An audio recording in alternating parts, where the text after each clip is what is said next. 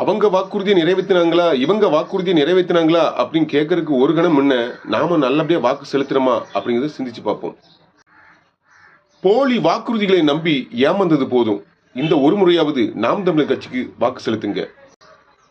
ஒரு முறை சிந்திச்சு பாருங்க. நாம் தமிழர் கொடுக்கக்கூடிய வாக்குறுதிகள் அனைத்தும் நிறைவேற்றக்கூடிய வாக்குறுதிகள்.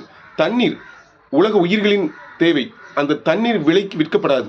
இந்த ஒன்றை விட வேற என்ன வேணும்?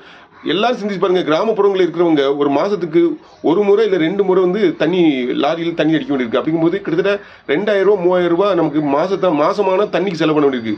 நம்ம 1000 ரூபா தர்றாங்க 2000 தர்றாங்க அப்படி நம்ம மாற்றி மாற்றி ஓட்டு போடுறதுக்கு தண்ணிங்கிற அந்த ஒன்று தேவையை நிறைவேற்றக்கூடிய அந்த தண்ணி ஒன்று இலவசமாக கிடைச்சாலே நம்ம வாழ்க்கையில் நிறைய பணம் சேவ் ஆகும். இதன் நிமித்தம் இன்னும் ஏகப்பட்ட விஷயங்கள் டோல்கட்டு முற்றிலும் டோல்கட்டே கிடையாது. இதெல்லாம் சாதாரண விஷயம் கிடையாது. டோல்கட்டில் காசு செலவு பண்ணுறதுனால தான் அந்த வண்டிகளுக்கு வாடகை அதிகரிக்க, அந்த வண்டிகளுக்கு வாடகை அதிகரிப்பதனால தான் நம்ம வாங்குற தக்காளி பருப்பு புளின்னு எல்லாத்துலேயுமே ரேட் ஏறிக்கிட்டு இருக்கு. இப்படி ஒவ்வொன்றையும் சிந்திச்சு பார்ப்போம்.